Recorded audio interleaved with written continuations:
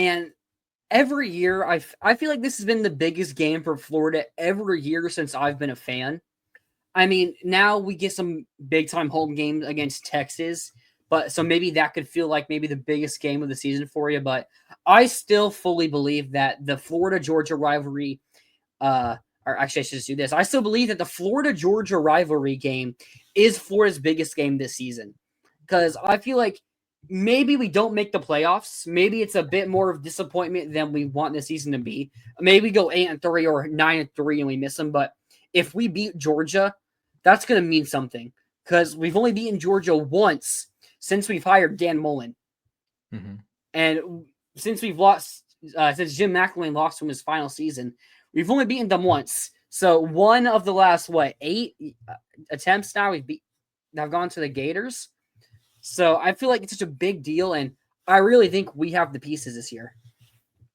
Yeah, I think the Texas game is still maybe the game I have circled more just because I think the team potentially going to be the number one team in the nation coming into the Swamp. But I think this Georgia game, and we'll get into why I think this is the case, I think this Georgia game is the best opportunity Florida's going to have to do something big this year.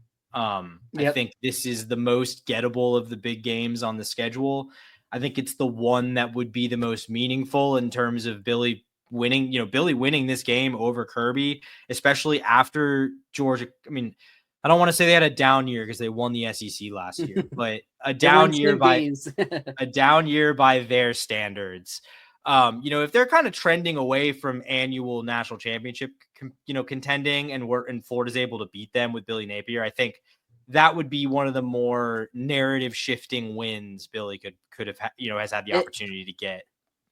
I think it'll also mean something for our boosters, which we know how much they matter now when it comes to recruiting. Yeah, for sure. Yeah, I mean, he doesn't have the rivalry wins. I mean, obviously got FSU last year. I mean, it would have been a disaster if you didn't get FSU last year. Had Tennessee the year before that. But hasn't been able to put a lot of those feathers in his cap. So this would be a big one. Yep. All right. So let me pull up the Georgia football roster here real quick. I mean, we all know what Georgia's biggest question is heading into the season. It's the quarterback. I mean, we know it's going to, or we think we know it's going to be Gunnar Stockton. I know there's been some talks about Ryan Puglisi, but it's probably going to be Gunnar Stockton to start the year there for Georgia. And I don't know how to feel about Gunnar Stockton. I mean, what do you think about him? Because I think he's solid, but I don't think I think he might be solid. I don't think he has a ceiling above being good. No, I kind of do know how to feel about Gunnar Stockton, which is it's not particularly enthused. To be perfectly honest with you, I mean, we've seen him. Yeah, they do have a lot of questions, and we're gonna get into it. But this is the most questions of a Georgia team I've had coming into a season since Kirby got things rolling. Yep. So, I mean, I think Gunnar Stockton, like we saw last year, like we saw moments. He's not bad. I mean, he, helped lead a comeback in that SEC championship game after Carson Beck got hurt. I mean, I don't think he had to I don't think he was like particularly outstanding, nor was he in the loss to Notre Dame in the playoff. But I mean, I think it's going to be him. I mean, they brought him to SEC media days and stuff. I mean, maybe it's him. Maybe you have a very short leash to go to Puglisi, but like, I think it's pretty clearly going to be Gunnar Stockton. And it's just like, I feel like, and I think I talked about this a little bit when we previewed the Miami game, but I feel like people have almost gone too far on Carson Beck. Like he played a really bad stretch of games last year. And I think it made people like underrate the fact that he had, okay. Well, what I'm saying is I believe I saw earlier this week that he ranked like 8th in QBR in college football last season, threw 28 touchdowns. Like that's production. He had his shortcomings. He made mistakes, but that is still production that Georgia's going to miss. And I don't really feel like Gunnar Stockton is poised to step in there and match that, if let alone exceed it, especially because, and we'll get into it, like I'm not all that impressed with what they've got around him at the skill positions, to be perfectly honest with you. At least in the receiving game, I think they've got good backs, but Rob right here, which I don't think I agree with. Stockton equals Bo Nix at Auburn. I think Bo Nix was severely underrated at Auburn, which we then went to see at Oregon, and now he was just ranked a top 100 player in the NFL this past year. So, I mean, I think it was a bit underrated there, but no. So I actually have a big take on Carson Beck. It's something that I've been debating in my head now for the past couple of weeks here. I am like this close to picking Miami to go 11-1, which is so your take was you kind of agree with me. You kind of think we've gone too far on criticizing Carson Beck. Okay. So I've looked back and I've read some stuff, some draft report stuffs, and looked at numbers. Carson Beck might be the best quarterback in college football at working in a clean pocket. Mm-hmm. Yeah. So because Carson's biggest problem is when he's getting rushed, which when you're playing in the SEC or playing in the NFL, you're going to experience a lot of good pass rushers. And Georgia's offensive line last year wasn't as good as we've seen, and they got some injuries. So their offensive line took a severe downgrade compared to the year before, and his weapons also took a major downgrade. The year before. Sorry, but you look how he played the year before. Look how he played in 2023. Yeah. Yeah.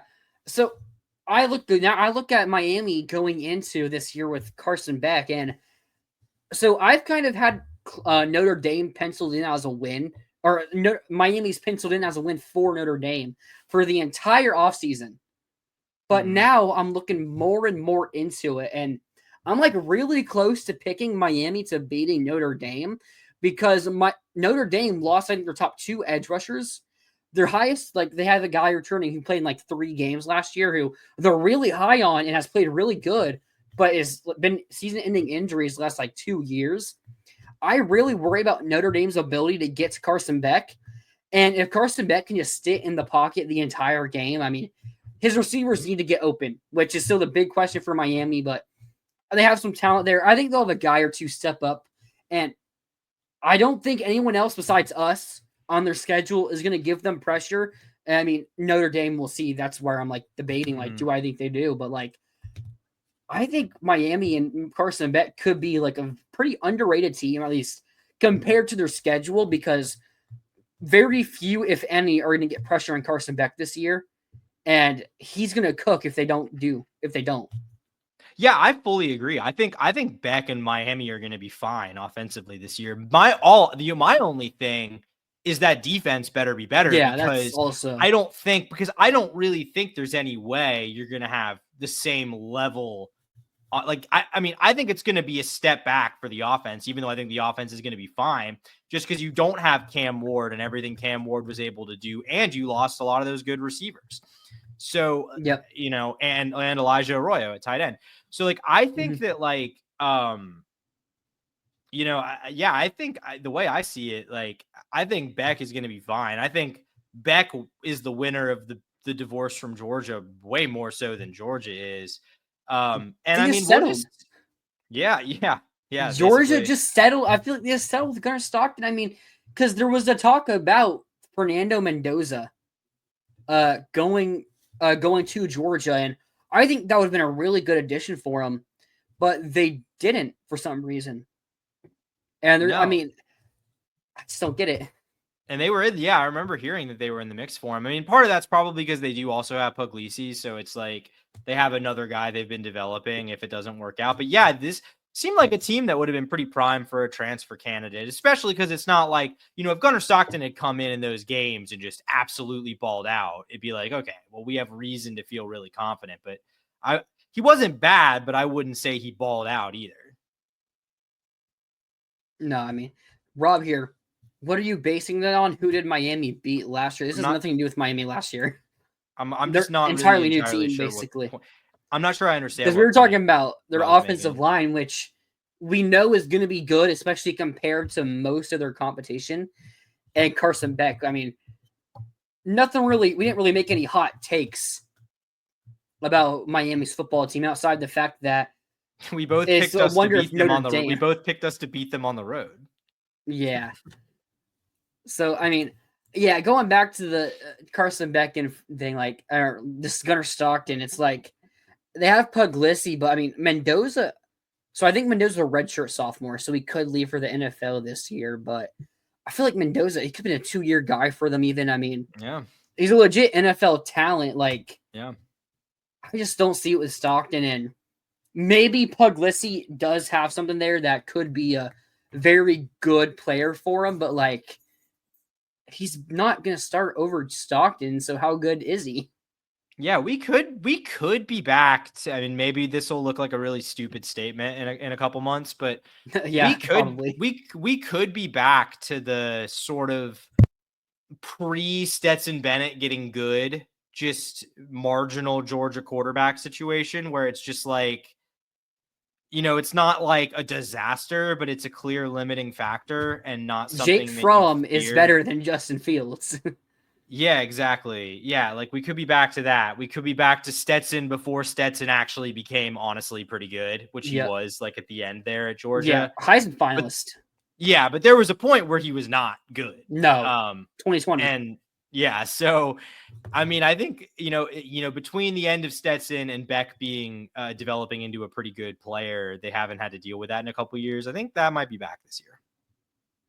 Yeah, I think there's a very good chance to do that.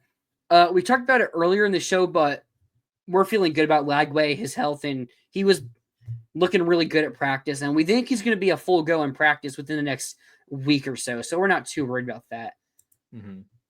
But getting back here to this Florida Georgia preview, I mean, QB is always the most important position on the field, so it's of course going to take the most time. You mentioned their run game, and it's like Georgia's going to have a good run game, but so Nate Frazier was a freshman last year. What was his numbers actually? Pretty Let me pull that good, up. honestly. He had to play a lot in favor of I was about to say ETN. what's his face? Yeah, Trevor Etienne. Why don't the stats usually pull up on our lads? They do. That's weird. They do now. That's a very nice new Our Lads edition. Is it not showing for Hmm. Nate Frazier? Here, I've No. got their team numbers. I got it in front of me. He had Yeah, I have them up too. 671, 8 touchdowns, 5 yards of carry. Yeah. So that's a pretty Leading good year rusher. there for Outrushed ETN in more games though. Yeah, that's pretty good there. But so after him, I know they bring in Josh McCray, the transfer from Illinois, who also went from 609. 10, I guess a big time red zone threat type of player right there that they could use. Yeah. And Roderick Robinson returns, and Cass Jones, more of the receiving back. Chauncey Bowen's a recruit they took from us, but I don't know if with the quarterback and like the rest of the offense, if this running back room or in the O line is something that really is like a difference. Like, I don't know if it's something that I can think is going to be able to overcome the rest of their offensive worries or woes. I'll agree with that only because, but I think honestly, I think this is a good. I think the running backs are fine. I think sophomore Nate Frazier and Josh McCray. Like, I think that's a pretty strong duo. My concern is more about the offensive line. I mean, I think you're replacing something like 4 or 5 starters, at least 3 or 5. Yeah, they lost a decent amount there. I think Tate Radledge, who's a really good player. I know Drew Bobo is replacing someone from last year. Mike, I'm pretty sure the interior they replaced, and then Monroe. I think the only returning starter last year.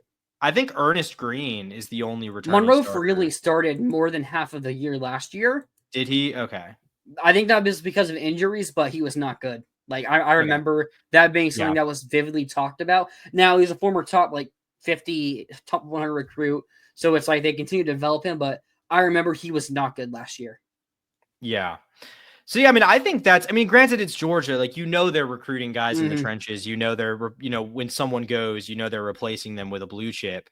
But with that being said, like you said, it wasn't a great offensive line last year anyway, at least by Kirby Smart Georgia standards. So, I mean, I think it's not about the running backs, but to me, it's just, I think all in all, there's just not, I don't see like where on this offense does the edge come from?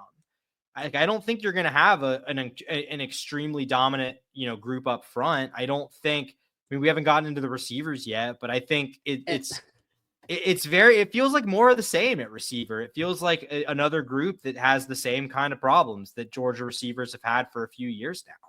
And I feel like, I think he's a good player, but I just feel like Zachariah Branch is like the most overrated player in college football. We just haven't really seen like the talents there. You just have it's like, how is it going to, first of all, we haven't really seen it like work out. And also, like, is Mike Bobo gonna be the one that unlocks it? I don't really think so. So I feel like people talk about Zachariah Branch. I've seen him ranked as like a top 5 wide receiver in college football. I mean, his production is basically what Trey Wilson's done. Yeah. He has Trey Wilson production, but is getting no one's getting Jeremiah Smith. I was about to but say like, too much, but like he's getting hype of someone that went Eric for Singleton hype.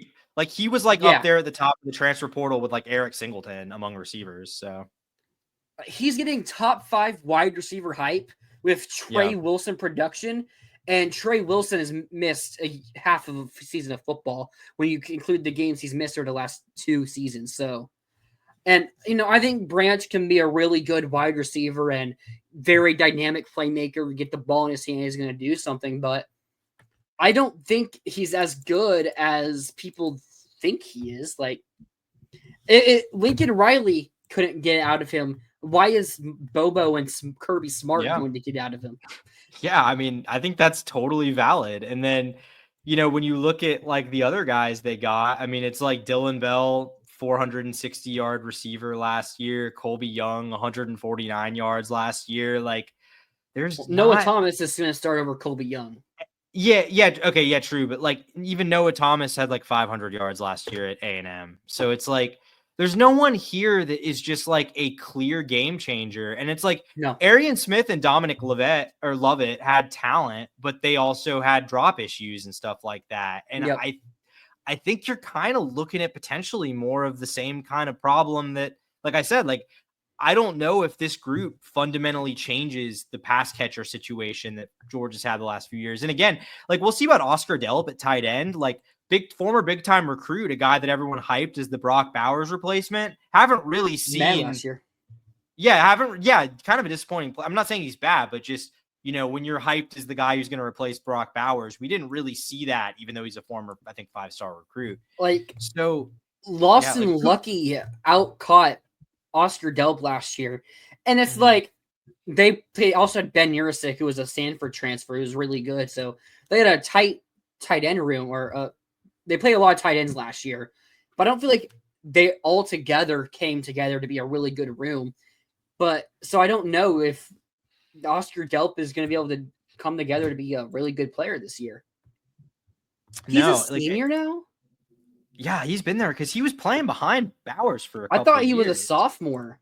I thought he was like a junior. I didn't realize he was. Yeah, I thought he was a sophomore last season. So yeah, is what I mean. Yeah. Now, man, I just, my problem with this Georgia, it's like, who's the game changer? Who's the game changer on this Georgia offense? Like, I don't know. I really don't know. I think I feel pretty confident in saying I think this is going to be the worst Georgia offense of the. I don't want to necessarily say of the Kirby era, but like of the post 2020, like the post 2020 Kirby era. Yeah, I think I definitely agree. It's going to be the worst offense since Stetson, but if you don't include 2020, because remember they were supposed to also have Jamie Newman, but COVID stuff happened. How good he would have been is to be determined. Yeah, but like, if you don't include the COVID year, this is the worst offense they've had since Kirby's first year, in my opinion. And they still had Jacob Eason. I'm pretty sure that his first season there too. So that was the Eason year, and then they went to Fromm in 2017. Yeah, I think the Fromm offense, because they had like an elite running game those years. I mean, with Nick Chubb, Sony Michel, there's DeAndre Swift. Like, was Nick Chubb on that team that went to the national championship game in 2017? Let me look this up. I couldn't remember who they had that year. 2017 was his last year there. Wow. Okay. I didn't remember that, honestly. I didn't realize he was still there at that point. Yeah. So maybe the offensive line improves, and it's new guys, so we'll see what ends up happening there, and the run game can take over. But I just don't see it with Gunnar Stockton and this group of receivers, because I feel like outside of Noah Thomas, I mean, Colby Young is a very weird situation there. Yeah. So we'll see. But like, I feel like outside of Noah Thomas, they don't have anyone they can throw the ball to 10 yards down the field. And I don't know if Gunnar Stockton can throw the ball 10 yards down the field. So we'll see. But let's move on to the defense here. We'll do this pretty quickly. And I think when you're talking about Georgia football, it's like, okay, we're discrediting their offense. People have been doing that every year since Kirby's been there, really. So that's whatever. But I think the big question that I have for Georgia, and no one ever questions Georgia's defense, is their defense. Because I think they replaced a good bit on this defense. I look specifically at the defensive line. So Gabe Harris, returning edge rusher, had 2 sacks last year, or defensive end, was good, high-rated recruit. You expect him to take another step, but it feels like every year Georgia's returning someone who was the backup last year, who is still being projected to be a top 5 pick in the next year's NFL draft. But I don't think you have that right now from Gabe Harris. Joseph Jonah Johnny is also a former 5-star. It's just like they have the former talent there, just not as proven as I feel like we're used to seeing. And then you also look at nose tackle. Jordan Hall, a.k.a. Big Baby, and Nasir Johnson. Like, they're probably going to be good. But again, are they going to be Jordan Davis good? Was it Jordan Davis, the nose tackle? Yeah, Jordan Davis. Not last. Well, Jordan Davis was a couple years ago. No, not last year, but like a couple years before. Yeah. He was the or huge maybe one, Chris. Yeah, I don't think they're gonna be close to that. I mean, no, I'm not that high on Jordan Hall. I don't even think he starts. I think Nasir Johnson starts, or Kristen Miller is listed at defensive tackle. He can also play nose tackle there for them. Who is their like high returning player that defensive linemen don't usually get. Defensive tackles don't usually get crazy stats. So, you look at 12 tackles, 1.5 sacks, like you don't really use that too much to evaluate them. But draft scouts have him as a 1st or 2nd round draft. Like that's their big returning name.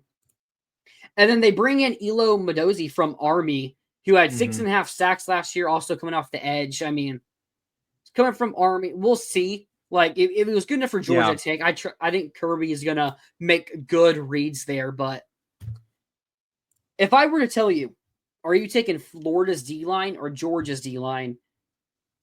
And if I were to tell you it was even a question, it's never a question. It's always just Georgia. But if I were to ask you, are you taking Florida's or Georgia's? There's a legit argument that it's Florida's. I mean, I think Florida's is indisputably more proven. Yeah, it's definitely more proven. Like, there's no doubt about that. So it's like, it's really weird because every year it's just they're going to be good, or they're going to be great. They're going to be elite. But this year it's like they're going to be good, but are they going to be that next level? Especially compared to Florida's offensive line, which we saw last year was one of the top 10 best in the country. Maybe this year it's going to be even better. So it's like, is it something that's going to take over the game? Yeah. I mean, 100%. I think, this is, we see, like I said, you see Georgia deal with this every year. They have the churn every year where they lose a bunch of talent, new former blue chips have to step in, and usually they're fine. But this year, they really don't bring the guys back. Like, I mean, when you're looking at like who are the star returning players on this defense? Like, it's CJ Allen, the linebacker. It's Dalen Everett, the corner, a really, really good cornerback there. But it's like beyond that, it's guys we have questions about, and I think Madozi, like, I think that's a really intriguing pickup, kind of an edge rusher from Army. I mean, but again, we'll see, like, playing in the American. So we'll see how he handles that leap. And then, added a couple guys in the secondary in Zion Branch and Adrian Maddox, a guy that Florida was in the mix for. And so it's good. But I mean, and it's like, are those guys even poised to start necessarily? Like, I don't know. That's how good this defense. That's like how we know this defense is going to be at least good. Yeah, it's not going to be like a bottom half of the SEC defense. No. But there's not the bona fide stars that we're used to Georgia having, and that's true on both sides of the ball. But like, I think I don't know. You say you worry more about the defense. I think that the defense is more. I think the defense is more likely to be closer to Georgia's standards than the offense is. But I think the defense is the thing you're the most concerned about, because we've seen Georgia manage to win with pretty questionable offense for a lot of the Kirby era. So we know they can do that if they have to. Have we seen them be able to win with like just above average but not great defense? Yeah, I don't know. That's where I'm getting at, because since Kirby's been there, and like since 2017, basically, their defense is like on a scale of 1 to 10 have been like a 9 or 10 every single year. Even if their offenses are like a 6 or a 7, they have the best defense, a top 3 defense, like every single year that can carry them. And we're worrying about their offense, and neither of us are sold on it. But it's like, okay, well, they're going to have their defense. I think this defense is more like a 7 or an 8 than it is a 9 or a 10. Which that is still a top 25, top 20, maybe top 15 or close to top 10 defense. But it's not something that you look back at basically every Florida-Georgia game since, besides like 2020, it's like the Georgia defense just manhandles and swarms the Florida offense. I mean, last year we were playing, what's-his-face, Aiden Warner for most of the game. So it's like, that's going to happen when Aiden Warner's the quarterback. So I don't think you can look into that too much. But, like, I don't know if this is a Georgia defense that, if their offense is lagging behind, if they're going to face a good offense, I think this could be a thing where we're looking at it. It's like, it's going to be a close game. But I could see it being a thing where halftime, and it's like 20-10. Or 17 to like 7 or something like that, to where it's like, it's still a close game and it's the Georgia effect, but that defense isn't as elite to where it could be like 10-7 from Georgia's favor instead, or Georgia gets a defensive play that gives them an easy touchdown like normal. Like, it's something that's going to maybe give a 10-point swing. Yeah, which is why I think teams. Yeah, which is why I think this game, of all the ones, like, I guess just the games that we have circled this year, the ones that we think are going to be particularly challenging, this Texas, LSU, your mileage may vary on Miami and A&M, but like the games that we're all like, these are the really important ones that are going to determine the way the season goes. I think like you could make an argument that this is the one that could just swing in Florida's favor the most, because like if Florida's able to have offensive success in this game, like if Georgia's defense is struggling against the receivers or the offensive line, if they're not getting, pressure, not getting push in the run game, like it would be pretty easy to see Florida jumping out to a lead. And I don't think this team's built to come from behind. I mean, especially like against the Florida defense at full strength, like with the front seven that we have, and I think the secondary that should be at least serviceable. Like I don't really see this Georgia team being one that's going to be able to erase deficits like that. So like, I think all those games, like I think those games, like the LSU game, I think has some negative matchup elements, for Florida. I think the Texas game certainly has some negative matchup elements for Florida. And it's Colin Simmons and Anthony Hill. Yeah. This one is like, I don't think there's a lot of mismatches here for the Gators. There's talent over matches.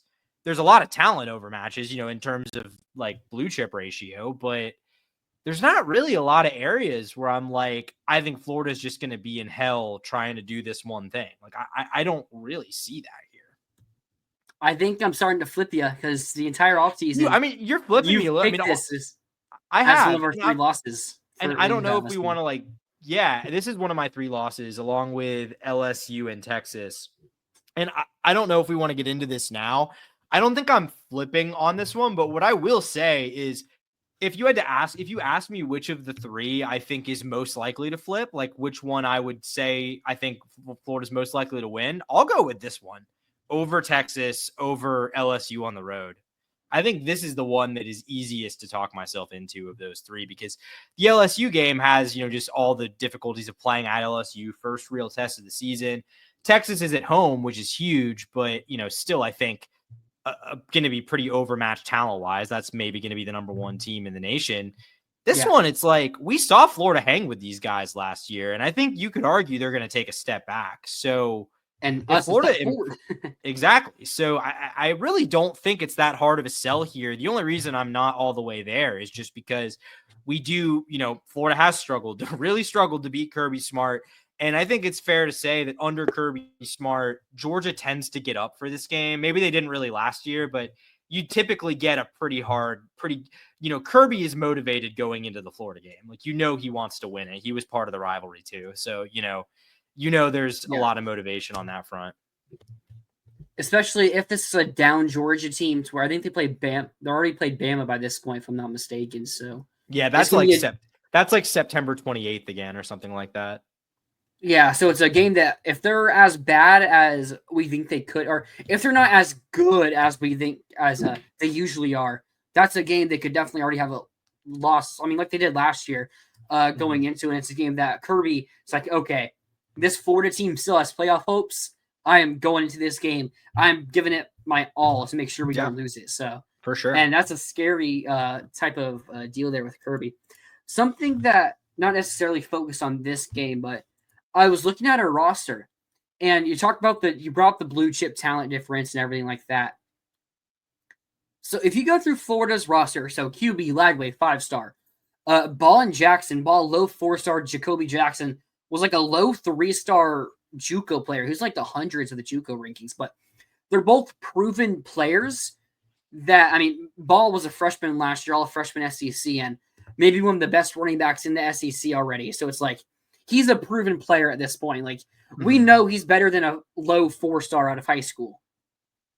Then you look at the receiver room, it's a bunch of talent. Like, Jamichael Sawyer was like a mid-tier 4-star. Then Trey was a borderline top 100 player. Mizell, borderline top 100. And Dallas Wilson was a 5-star. And you look at the other talents. Brunell Brown, 5 stars too. 5 stars and borderline, 4 stars and stuff like that. Like, we had the talent at wide receiver that we don't have a lot of other positions. But then look at the offensive line. 4 of the 5 starters were former 3-stars.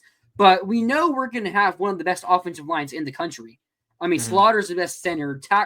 Barber is one of the best tackles in the country. Like, they're former 3-stars, and you look at the roster, like, we compare the talent differential, it's going to be like, hey, they're 3-stars.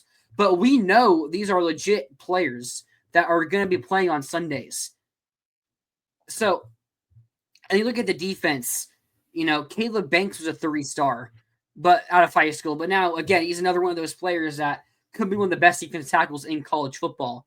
And then you look at the rest of the line. I mean, I think defensive tackle is probably nose tackle is like the one position on the entire defense where you don't have many highly rated guys nor proven lower rated guys. Although nose tackle, in theory, could also just do well when you just have a body there.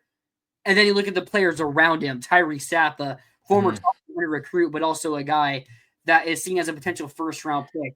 And then edge, George Gums. We see 5 sacks last year, not even rushing the passer that much. And McCray and Woods. McCray was a 5-star, and Woods, a guy that was a top 125 recruit. My point I'm getting at, you go through the entire roster, and you see a bunch of 3-stars.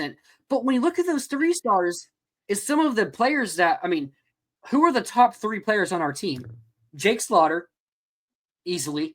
And then, I mean, if you don't, I mean, Lagway, I say not yet. He has to prove it still. If you look at our top 3 most proven players, it's Banks, Sapp. I mean, sorry, not Sapp. It's Slaughter, Barber, and Banks probably. Maybe Sapp there instead, but like, those were all 3-stars who were now considered possible first-round picks or, centers, whatever, because it's not drafted as highly, but the best center in the country. Like, yeah, he'll be the first center taken, whether that's first or second round, probably second round, but still.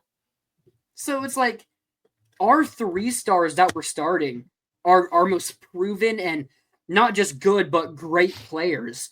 And then our young talent are now being like our juniors and stuff now are those former highly rated guys that Georgia is counting to step up on now. Like, not as many, but, it's a good enough amount to where I think the talent differential, specifically with Georgia, I don't know if it's that much now when you would consider the fact that the 3-stars we do have starting and getting significant playing time are ones that we're not worried about being former 3-stars. Yeah, no, 100%. Like, I think they've developed the guys they have nicely. And now, like, the talent base, I mean, the talent base among the young guys is certainly higher than it was, 2 years ago. So there's no doubt about that. Yeah, I mean, I think, and we're getting to the point, hopefully, I think everyone wants to be where this Georgia team is that we've talked about, where you can have guys leave, go get drafted, and their replacements are a lot of former top 200, top 150 guys. I think that's where everyone wants to be. I don't know. Florida's not quite there yet, but I think Florida's quickly getting there. I mean, when you look at the DBs that they added, the defensive line guys, like I think Florida's really building a good stable of depth right now. Yeah, absolutely. So I think you said a bit ago, this is still going to be considered a loss for you. For now, yeah, it's still a loss. I think I want to be clear what I'm saying here about Georgia. Like, I think this Georgia team has a lot of potential flaws and a lot of potential shortcomings. I also think the absolute worst case scenario is probably 8-4, and that's a disaster if that's what happens. Yeah. I don't think that's very likely. So, I mean, I think this is still a good team, and I still need to see Billy pull it off, because I think ultimately Billy's problem in this game has been we've been trying to beat Georgia in a very similar way to the way they try to beat us, and we're doing it with a less talented team. So. Yeah, and my prediction, I don't need to say anything. It's just, here it is. That's my prediction right there. Yeah, I mean, I think you can tell I'm picking the Gators just based on that. But yeah, I got the Gators, and it's one of our 2 losses. But again, like, I really like the talent on this team. I think, again, the biggest question probably is coaching. But we've seen teams, I mean, Gene Chizik won a national title. That's all I need to say there. We've seen teams, and specifically great quarterbacks, outdo coaching. And I think Billy is a bit overhated as a coach on, like, game day stuff. I mean, let's not forget, in this game, only one of these coaches have put their quarterbacks in the punt formation. That is true. That's Kirby Smart. And that's Kirby Smart, of course. So, yeah, I'm still picking Florida. Natuno is still picking Georgia to win this one, but it's a game, hopefully, when we get to, what is this game? This game, is it early November? Is it November 1st this year? Or is it still late October? It's the same weekend it's always been. It's the same weekend, yeah. Yeah, sometimes that leads to it being November. I can't remember which one it is this year. Yeah, but when we get there, hopefully we're still talking about Florida as a playoff team, and this is a game that's back to being the top of the national scene that we haven't seen since the 2020 season, and Florida was able to come on top there, so hopefully we can do that again.